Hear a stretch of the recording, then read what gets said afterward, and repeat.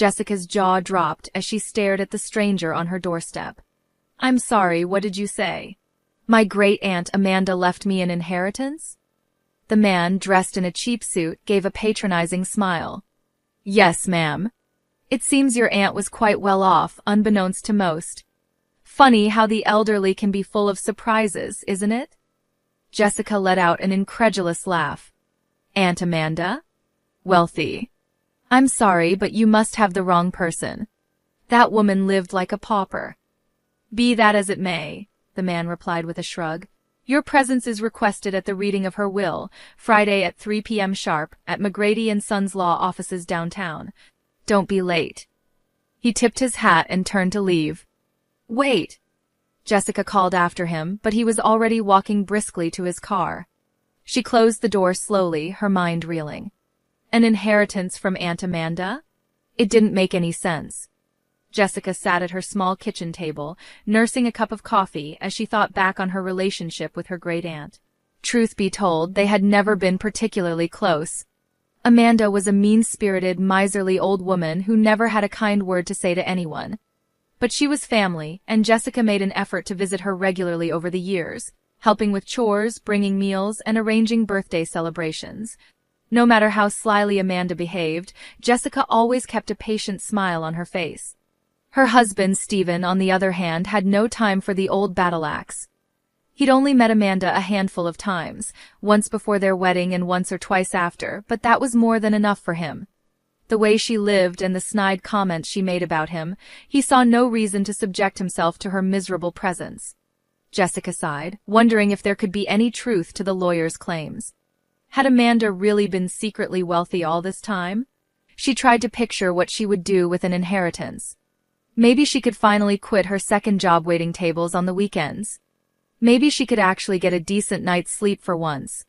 Glancing up at the clock, Jessica swore under her breath. She was going to be late for her shift at the diner if she didn't get a move on. She gulped down the rest of her coffee, grabbed her purse, and headed for the door.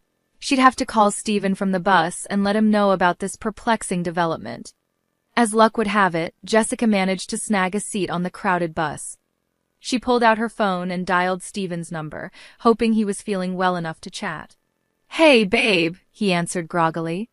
"What's up?" "You'll never believe what just happened," Jessica began. "I got a visit from some lawyer claiming Aunt Amanda left me an inheritance." "An inheritance? Can you believe it?" Stephen let out a low whistle. "No kidding." The old bird had some hidden wealth tucked away. "Apparently," Jessica said. "I'm supposed to go to a will reading on Friday afternoon. I don't know what to think." "Well, hey, that's great news," Stephen replied with forced enthusiasm. "Maybe you can finally take some time off work. Lord knows you deserve a break."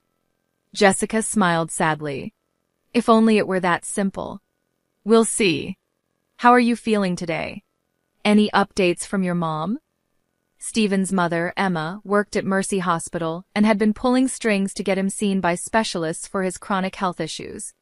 His sensitive constitution made it impossible for him to hold down a job for more than a day or two before conflicts with coworkers landed him in the ER with panic attacks. Jessica had been working herself to the bone to afford his expensive vitamin regimens and herbal supplements. "Oh, same old," Stephen sighed dramatically. "I don't know, hon. Maybe it's time to just accept my lot in life as an invalid. Reproducing would probably be irresponsible anyway, with my weak genes." Jessica bit her tongue, pushing down the ache in her heart at the thought of the baby they had planned to try for this year. "Don't say that," she replied softly. "You're going to get better, I know it. Just keep resting and let your mom work her magic, okay? I'll come visit you tomorrow at the hospital."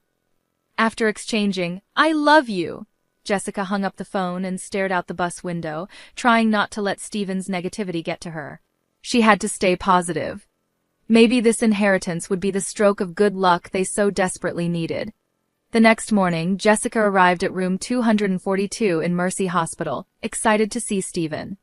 She knocked twice and entered with a big smile, only to have it quickly fade as Stephen scowled at her from his bed. "Hey, babe," she said brightly, leaning in to give him a kiss. He turned his head away. You didn't put on any makeup today, seriously? He asked irritably. Every other wife on this floor looks like a model when they visit, and I'm stuck with a hack. Jessica recoiled as if slapped. Stephen, how can you say that to me? You know how exhausted I am from work. I barely have time to. Yeah, you're a big martyr. I get it, he cut her off, waving his hand dismissively. When's that inheritance money coming in again? Hopefully soon, so you can actually make yourself presentable. Blinking back tears, Jessica turned and fled the room without another word. She stumbled down the hallway, finally collapsing on a bench near the elevators. Was this really what her marriage had come to? As she sat with her head in her hands, she overheard the conversation of two male patients strolling by. I told my old lady I had to stay here through the weekend for tests, one chuckled to the other. Really, I've got a poker game lined up with the orderly and enough booze to drop an elephant. Same, bro, his friend replied with a grin. What the wives don't know won't hurt them, right? They think we're saints for being stuck here. Jessica thought she might be sick. Did all men behave this way behind closed doors? She shook her head firmly. No, not her Stephen. He would never lie to her like that. He was just cranky from being cooped up, that's all. She took a deep breath, dried her eyes, and headed out into the bright sunlight. Tomorrow was the big day, and she needed to focus on that. That Friday morning dawned crisp and clear. Jessica woke up early, determined to get the apartment spotless before Stephen returned home on Monday. She still couldn't quite wrap her head around the idea of receiving an inheritance. Her family had never had 2 nickels to rub together growing up, but maybe this was the fresh start they needed to finally get ahead. Arriving at the lawyer's office an hour ahead of schedule, Jessica was ushered into a plush waiting room by a friendly receptionist. Coffee? The young woman offered. Please, Jessica replied gratefully, sinking into an emerald green armchair that probably cost more than her entire living room set. She was just stirring in her cream and sugar when her cell phone started buzzing incessantly. Stephen, she muttered, guessing he was calling to see how big the inheritance was. She answered, rolling her eyes good-naturedly. Oh yeah, Stephen. Can you blame me? This is huge, hon. So spill the beans already.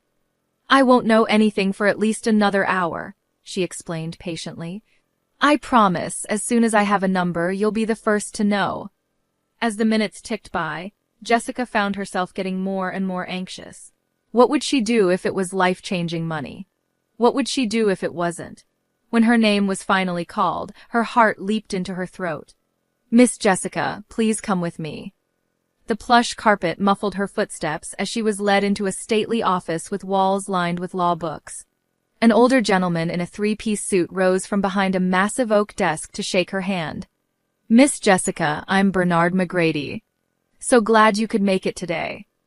Thank you for having me, Jessica replied automatically, taking a seat across from him.